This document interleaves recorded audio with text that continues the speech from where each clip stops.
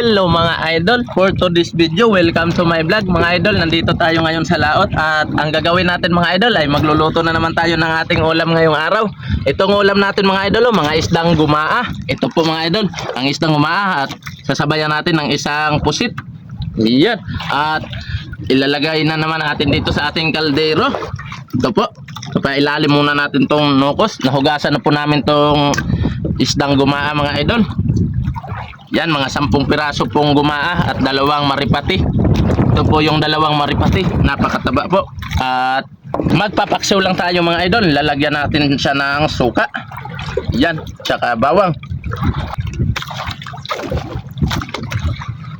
At lalagyan natin ng kaunting bitchin at kaunting asin.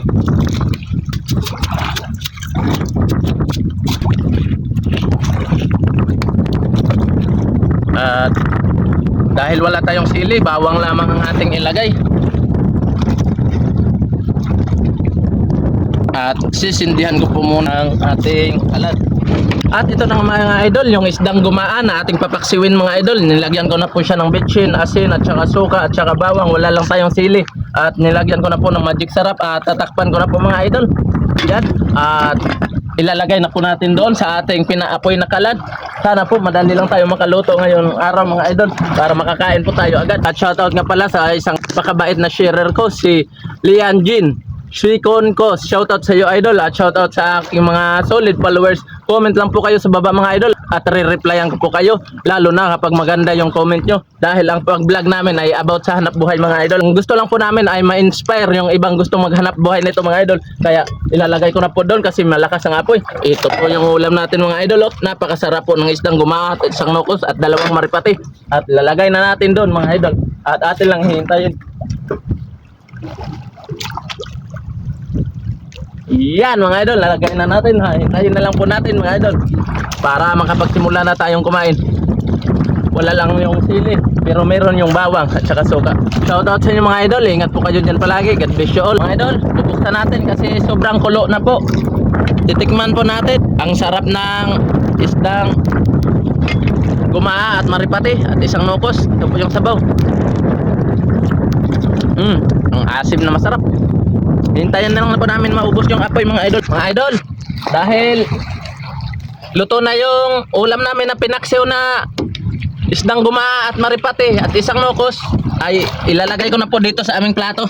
Kukunin ko na po mga idol. Ito po. Yan. Ito mga idol, bubuksan ko po. Wow. At ilalagay ko po dito.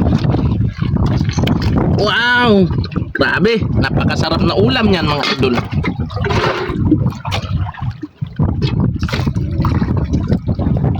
Kaya mga idol, ano pang hinihintay natin? Kakain tayo. Ito po yung nukos at ito po yung isdang gumaa. Ito po yung mga gumaang isda mga idol at 2 maripating isda. At ito po yung plato namin.